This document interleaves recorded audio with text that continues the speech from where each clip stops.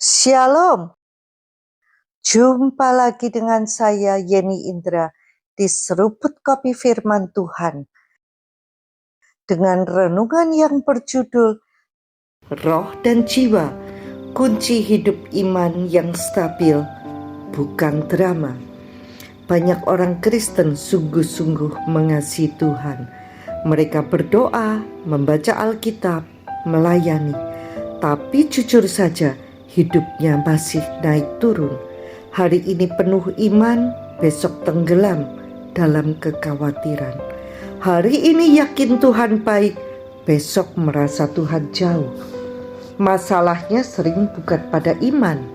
Masalahnya bukan karena Tuhan tidak setia. Masalahnya kita tidak membedakan roh dan jiwa.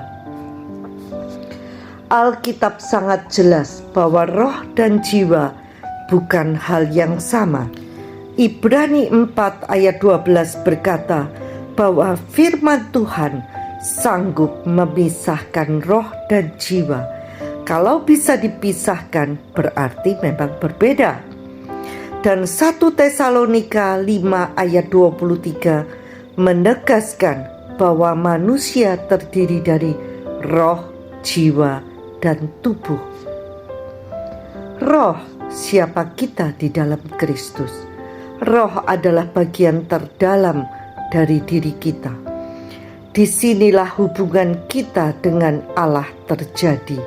Saat kita lahir baru, roh kita diciptakan ulang. Roh bukan sedang diperbaiki, tapi sudah baru. Disinilah anugerah bekerja paling utuh. Roh orang percaya sudah benar di hadapan Allah, sudah kudus, sudah sempurna di dalam Kristus. Andrew Wommack sering menekankan bahwa identitas kita yang sejati ada di dalam roh, bukan di perasaan atau pikiran. Artinya, iman sejati tidak lahir dari emosi, tapi dari siapa kita di dalam Kristus. Anugerah bekerja di dalam roh. Iman mengalir dari roh. Karena itu iman sejati selalu tenang. Tidak panik, tidak reaktif, tidak tergantung suasana. Jiwa, tempat pertarungan terjadi. Jiwa adalah pikiran, emosi, dan kehendak. Jiwa tidak jahat, tetapi jiwa perlu diperbarui. Jiwa inilah wilayah yang paling sering bermasalah. Trauma masa lalu, luka batin, pola pikir lama, semua itu tersimpan dalam jiwa.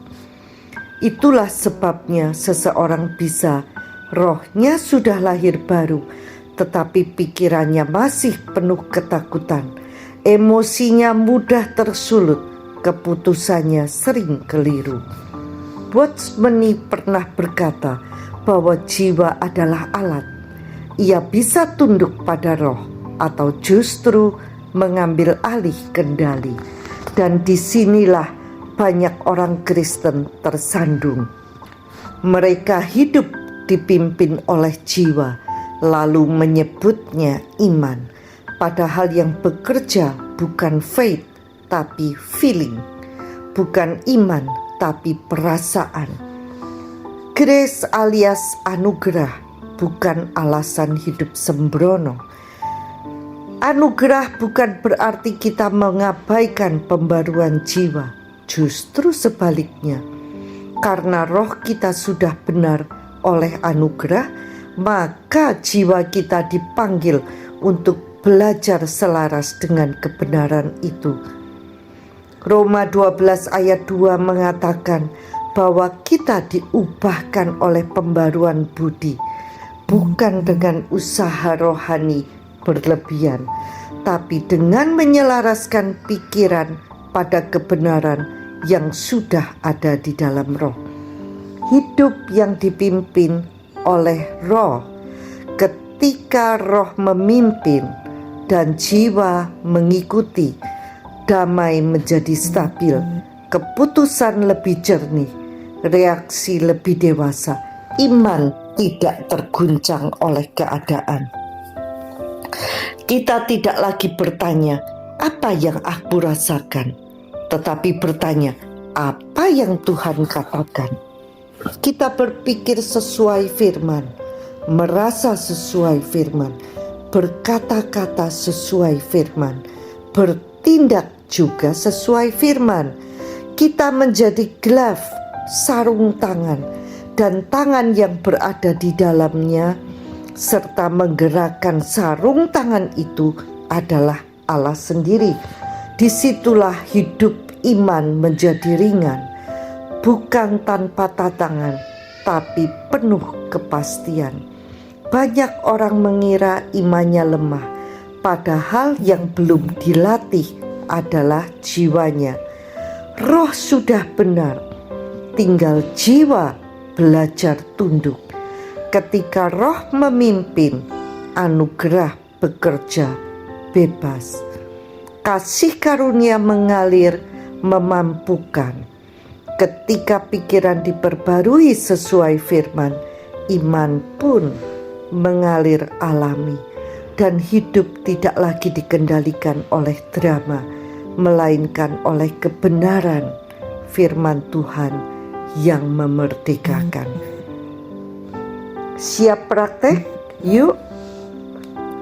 The greatest enemy of spiritual life is not sin, but the soul trying to take the place of the spirit. Quote dari Watch Bunny. Musuh terbesar kehidupan rohani bukanlah dosa, melainkan jiwa yang mencoba menggantikan posisi roh. Quote dari Watch Bunny. Sampai jumpa di episode berikutnya bersama Yeni Indra di Seruput Kopi Firman Tuhan. Tuhan Yesus memberkati.